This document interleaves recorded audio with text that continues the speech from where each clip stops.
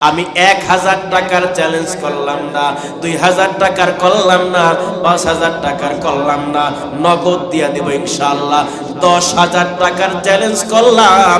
Primary স্কুলে ভর্তি পরীক্ষায় যদি প্রাইমারির ছাত্র এই মাদ্রাসার পঞ্চম শ্রেণীর ছাত্রের সাথে টিকতে পারে, ছাত্রের সাথে টিকতে পারে, 10,000 টাকা পুরস্কার দিব।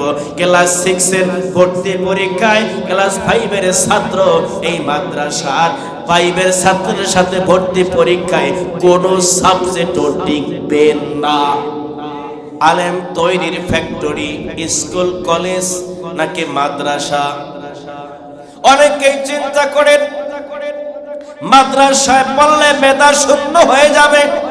আমি চ্যালেঞ্জ করলাম, এই মাদ্রাসার তৃতীয় শ্রেণীর একজন ছাত্র বা ছাত্রী, একা আপনি বলবেন বাবা তুমি 1 পৃষ্ঠা হাতের লেখা লেখো, বাংলা লিখো, আরবি লিখো, ইংরেজি লিখো।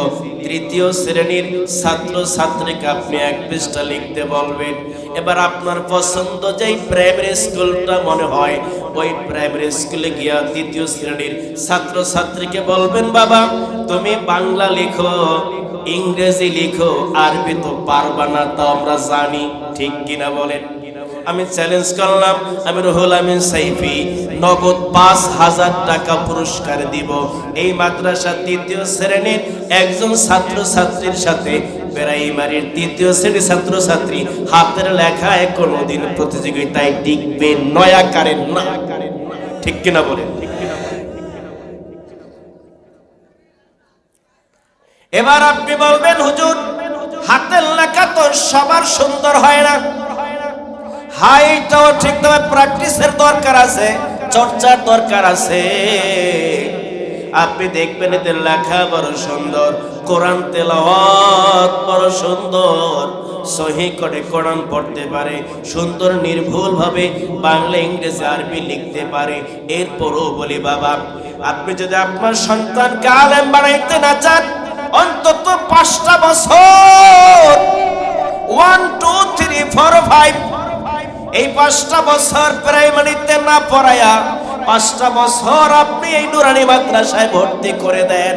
ক্লাস 6 এ নিয়ে আপনি ভর্তি পরীক্ষা দেওয়ান। আমি 1000 টাকার চ্যালেঞ্জ করলাম না, 2000 টাকার করলাম না, 5000 টাকার করলাম না, নগদ দিয়া দেব ইনশাআল্লাহ। 10,000 টাকার চ্যালেঞ্জ করলাম। প্রাইমারি স্কুলে ভর্তি পরীক্ষায় যদি প্রাইমারির ছাত্র এই মাদ্রাসার পঞ্চম শ্রেণীর ছাত্রের সাথে টিকতে পারে, ছাত্রের সাথে টিকতে পারে, 10,000 টাকা পুরস্কার দিব। ক্লাস 6 এর ভর্তি পরীক্ষায় ক্লাস 5 এর ছাত্র এই মাদ্রাসার 5 এর ছাত্রের সাথে ভর্তি পরীক্ষায় কোনো সাবজেক্টও টিকবে না। ওলামায়ে কেরামের সাথে সম্পর্ক রাখার কি দরকার? দুনিয়ায় তাদের দ্বারা উপকার তো হবে না, আখিরাতের জীবন তো অনেক দূরে। কেন ওলামায়ে কেরামদের সাথে সম্পর্ক রাখবো? আমার ভাইরা বাবারা, রাসূল বলেন ইয়াশফাউ ইয়াউমাল কিয়ামাতি সালাসাতুন, কিয়ামতের ময়দানে 3 শ্রেণীর মানুষকে রব্বুল আলামিন সুপারিশ করার পারমিশন দান করবেন। সুবহানাল্লাহ বলেন। কয় শ্রেণী? রাসূল বলেন 3 শ্রেণীর মানুষকে আল্লাহ রাব্বুল আলামিন সুপারিশ করার পারমিশন দিবেন। আম্বিয়া আলাইহিমুস সালাম কে আল্লাহ পাক সুপারিশ করার পারমিশন দান করবেন। সুম্মাল উলামা, এরপরে ওলামায়ে কেরামদেরকে রব্বুল আলামিন সুপারিশ করার পারমিশন দিয়ে দিবেন। সুম্মা শুহাদা, এরপরে শুহাদায়ে কেরাম যারা আল্লাহর জমিনে আল্লাহর দ্বীন কায়েমের জন্য জীবন দিয়ে দেয়, শহীদ হয়ে যায়, এই শুহাদায়ে কেরামদেরকে রব্বুল আলামিন কিয়ামতের ময়দানে সুপারিশ করার পারমিশন দান করে দিবেন। ওলামায়ে কেরামদেরকে সারা দুনিয়াও কিন্তু আসলে চলে না। মনে করবেন হুজুর দুনিয়া আলেমদেরকে কোন কামে লাগে? আপনি আর আমি যখন বিপদে পড়ে যাই, মুসিবতে পড়ে যাই, তখন কিন্তু আলেম আমার কল্যাণকামী। আপনি যখন অসুস্থ হয়ে হাসপাতালে যান, গিয়ে দেখবেন ডাক্তারের মনের মধ্যে একটাই টেনশন, একটাই তামান্না, রোগী আজকে কত সপ্তাহ চাইতে কম হইল কেন?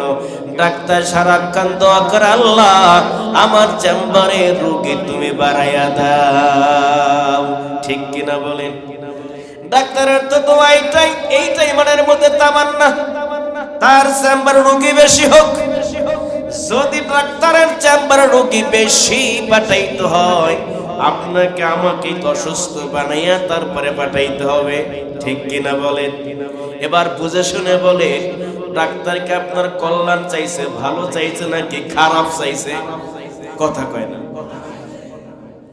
আপনি কোন স্থানে যিনি কবর খনন করেন, যেমন ঢাকায় ভাড়াটিয়া কবর খননকারী পাওয়া যায়, কোন স্থানের কবর খননকারীকে দিয়ে বলবেন, ভাই গো কি অবস্থা? কয় না ভালো না, মানুষ কম মরে, ইনকাম ভালো না। তাহলে কি হবে? আমি চাই বেশি লাশ গোরস্থানে আসুক, বেশি মানুষ মরক, আমি বেশি কবর খুঁজতে পারবো, টাকা ইনকাম বেশি হবে। আচ্ছা বুঝা শুনে বলেন, যিনি কবর খোদে ওই লোকটা আপনার ভালো চাইলো নাকি খারাপ চাইলো? ও দোয়া কর আপনার আমি যেন বেশি কইরা মরি। ঠিক কিনা বলে?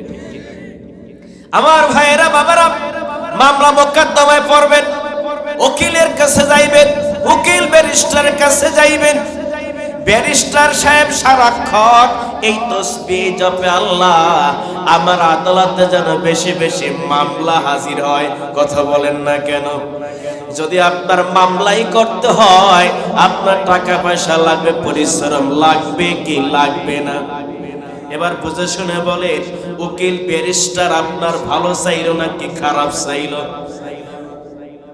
এবার আপনি কি এমন করে ইমাম খুঁজে পাবেন যে ইমাম নামাজের পরে পরে সাল্লাহ, অনেকদিন পর্যন্ত এই গ্রামে কোন মানুষ মরে না, দাওয়াত হয় না, হাদিয়াও পাই না, এলাকার মানুষ গোষ্ঠী শুদ্ধ সব সাফ করে দাও, এমন দোয়া কোনদিন করেছে? করে না, খালি দোয়াই করে, ভালো দোয়া করে। ঠিক কিনা বলে? বরং দোয়া করে, দয়ার মালিক এই গ্রামে মুসিবত দিও না, বালা দিও না, রোগ বালাই দিও না, মিথ্যা মামলায় ফালায় না, সবাইকে আপন ভাই ভাই হয়ে চলার সুযোগ তৌফিক দান করো। এই তো ইমাম সাহেব সব সময় করে। ইমাম সাহেব আপনার মঙ্গল কামনা করে। বলে, ইমাম সাহেব আপনার ভালো চায় না খারাপ চায়? ভালো চায়। কি চায়? কথা বুঝতেছে? তাহলে দুনিয়া আপনি যদি ভালো হতে চান, দুনিয়াবি লাইনেও যদি আপনি সুখে থাকতে চান, ভালো থাকতে চান, নিরাপত্তার সাথে থাকতে চান, বালা মুসিবত থেকে মুক্তি পেতে চান, মামলা মোকদ্দমা থেকে বেঁচে থাকতে চান, যে লোকটা আপনার কল্যাণকামী, আপনার জন্য সব সময় দোয়া করে, তিনি মসজিদের ইমাম, তিনি একজন আলেম। জোরে বলেন ঠিক কিনা? দুনিয়া বেলাইনো আলেম আপনার কল্যাণকামী, আখিরাতের লাইনে আলেম আপনার কল্যাণকামী। কিয়ামতের ময়দানে ওলামায়ে কেরাম অসংখ্য মানুষকে, হাজার হাজার মানুষকে সুপারিশ করে আল্লাহর জান্নাতের মেহমান বানায়া দিবে। এবার বলেন, আলেম তৈরির ফ্যাক্টরি স্কুল কলেজ নাকি মাদ্রাসা? অনেকেই চিন্তা করেন মাদ্রাসায় পড়লে মেধা শূন্য হয়ে যাবে। আমি চ্যালেঞ্জ করলাম, এই মাদ্রাসার তৃতীয় শ্রেণীর একজন ছাত্র বা ছাত্রী, একে আপনি বলবেন, বাবা তুমি এক পৃষ্ঠা হাতের লেখা লেখো, বাংলা লিখো, আরবি লিখো, ইংরেজি লিখো। তৃতীয় শ্রেণীর ছাত্র ছাত্রীকে আপনি এক পৃষ্ঠা লিখতে বলবেন। এবার আপনার পছন্দ যেই প্রাইমারি স্কুলটা মনে হয় ওই প্রাইমারি স্কুলে গিয়া তৃতীয় শ্রেণীর ছাত্র ছাত্রীকে বলবেন, বাবা তুমি বাংলা লিখো, ইংরেজি লিখো, আরবি তো পারবা না, তা আমরা জানি, ঠিক কিনা বলেন? আমি চ্যালেঞ্জ করলাম, আমি রুহুল আমিন সাইফি নগদ ৫,০০০ টাকা পুরস্কার দিব এই মাদ্রাসার তৃতীয় শ্রেণীর একজন ছাত্র ছাত্রীর সাথে প্রাইমারির তৃতীয় শ্রেণীর ছাত্র ছাত্রী হাতের লেখায় কোনোদিন প্রতিযোগিতায় টিকবে নয়া কারেন না, ঠিক কিনা বলেন?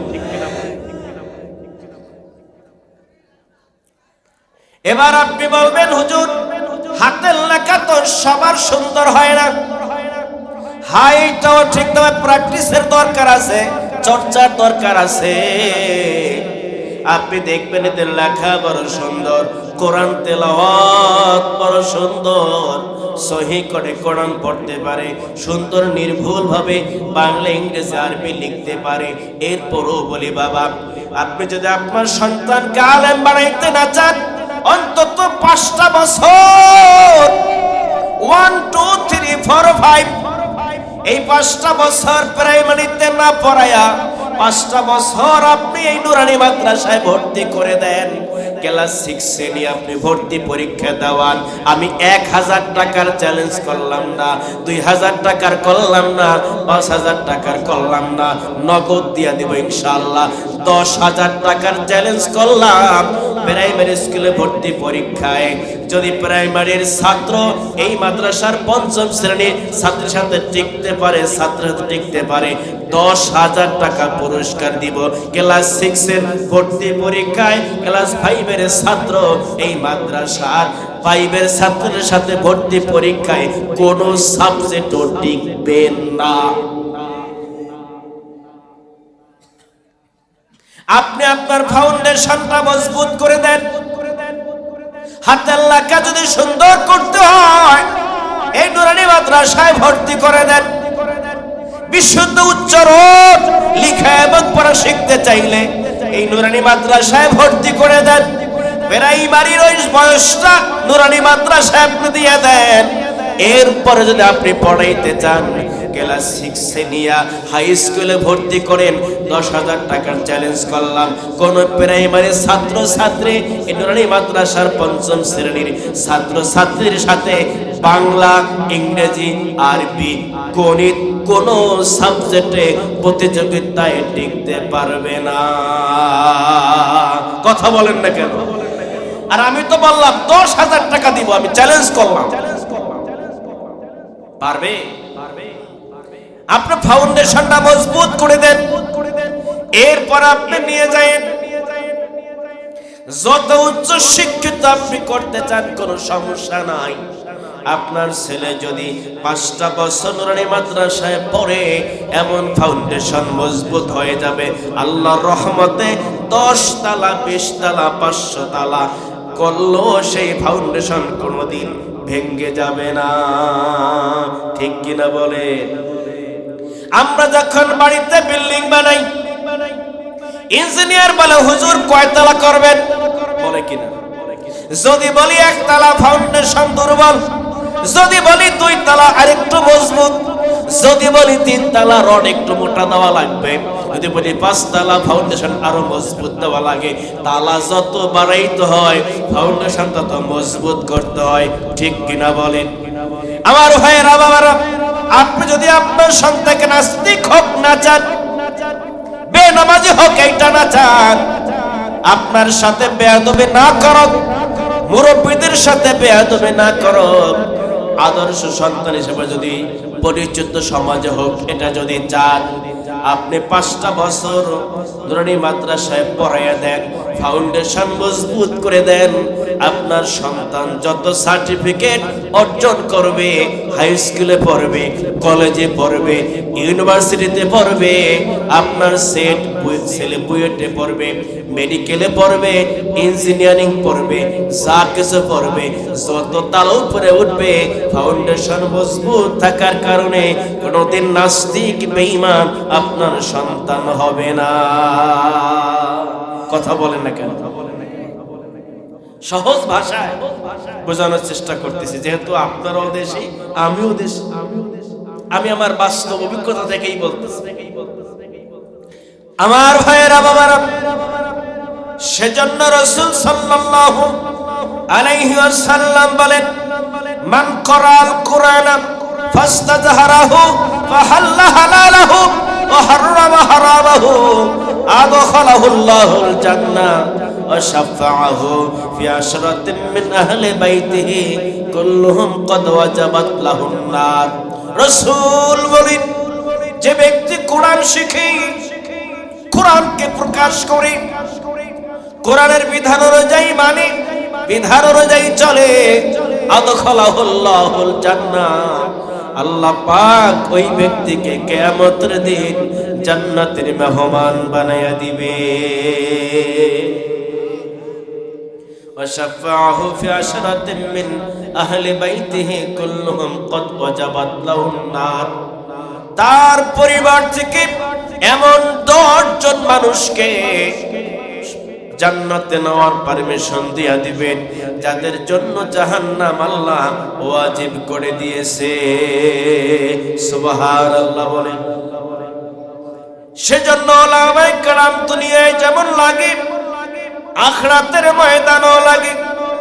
দুনিয়ায় বিপদে পড়লে, মুসিবতে পড়লে তো মুসলমানই না, আমি খুলনা বাজার কেন্দ্র জামে মসজিদের ইমাম সাহেব, আমার কাছে অনেক হিন্দু লোকেরা এসে আমার কাছে পানি পড়া নিয়ে যায়। বিশ্বাস না হইলে পাশের দোকানদারে জিগায় দেখেন। শুধু মুসলমানই আসে না, হিন্দু লোকেরাও আসে পানি পড়া নেওয়ার জন্য। তাদের বিশ্বাস আছে এই হুজুর পানি পড়া দিলে ওই ছেলে মেয়ের রোগ ভালো হয়েছে, আমি যদি যাই আমার ছেলে মেয়ের রোগ আল্লাহ ভালো বানিয়ে দিবে। সুবহানাল্লাহ বলেন। ওলামায়ে কেরামদের শুধু দুনিয়ায় লাগে এমনটা না, আখিরাতের ময়দানও লাগবে। কিন্তু আমরা ভুলে যাই, ওলামায়ে কেরামদের প্রয়োজনীয়তা ভুলে যাই। শরহে জামির লেখক আব্দুর রহমান আল জামি তিনি একটি ঘটনা লিখছেন, নিজের জীবনের ঘটনা। তিনি কোন একদিন সফরে ভ্রমণে বের হয়েছেন, হঠাৎ রাত হয়ে গেল, মুসাফির পথ চলতেছে। জমিদার বাড়িতে গিয়ে বলে, ভাই এই জমিদার সাহেব, আজকে আপনার বাড়িতে আমি মেহমান হয়ে থাকতে চাই, মুসাফির মানুষ। জমিদার বলে, আমার বাড়িতে আপনাকে মেহমানদারি করার মতো, মুসাফিরকে আশ্রয় দেওয়ার মতো পজিশন নাই, বাসা কোন রুম ফাঁকা নাই। শরহে জামির লেখক, শরহে জামি কিতাব কওমি মাদ্রাসায় পড়ানো হয়। এই শরহে জামির কিতাবের লেখক আব্দুর রহমান আল জামি নিজের ঘটনা বর্ণনা করেন। এবার তিনি পথ চলতে শুরু করলেন।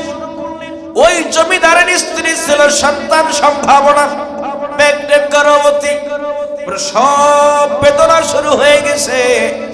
ধাত্রী আনছে, দায়ী আনছে। দায়ী পজিশন দেখা বলে, পজিশনে তো খারাপ, যদি সন্তান বাঁচাইতে হয় মাকে মারতে হবে, যদি মাকে মারতে হয় তাহলে সন্তান বাঁচানো যাবে। আর যদি একটা চান হয় মা বাঁচবে, না হয় সন্তান বাঁচবে, দুইটা বাঁচানোর কোনো সম্ভাবনা। তবে হ্যাঁ, আল্লাহর কুদরত তো সবার চাইতে বেশি।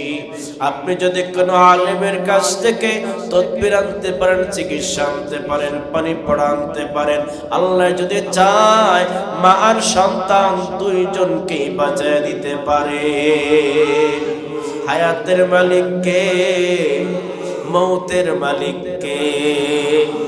আব্দুর রহমান আল জামি বলেন, এবার জমিদার লোক পাঠিয়ে দিল, যাও যাও, একটু আগে আমার বাড়িতে যে আলেম এসেছিলেন, চেহারা দেখে লেবাস পোশাকে মনে হইল আল্লাহর ওলি, যাও তাকে নিয়ে আসো। এই তো কিছুক্ষণ আগে গাদায় সওয়ার হয়ে চলে গেছে, লোক পাঠিয়ে দিয়েছে। আব্দুর রহমান জামির কাছে গিয়ে বলে, হুজুর জমিদার সাহেব পাঠিয়েছেন আপনার কাছে ব্যবস্থা নেওয়ার জন্য। বলে হ্যাঁ, ব্যবস্থা দিতে পারি, আমার একটা শর্ত আছে। কি শর্ত? আজকের রাত জমিদারের বাড়িতে আমাকে থাকার সুযোগ করে দিতে হবে। জমিদার কয় হুজুর বলেন কি?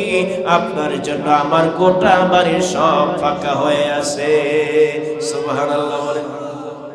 একটু আগে বলছে হুজুর বাসা বাড়িতে লোক ভর্তি, ফাঁকা জায়গা নাই। এখন বলে হুজুর পুরো বাসা আপনার জন্য ফাঁকা। আব্দুর রহমান আল জামি চলে আসছি, বাড়িতে আসছি, ভিআইপি মেহমানদারি হলো। আব্দুর রহমান আল জামি আপ্যায়ন গ্রহণ করছে আর জিজ্ঞেস করতেছে আমার গাধার খবর কি? বলো হুজুর টেনশন করবেন না, আপনার গাধা আমাদের কোয়াল করে ভালো খাবার খাইতেছে, খুব আরামের বিছানায় থাকবে, সমস্যা নাই। আব্দুর রহমান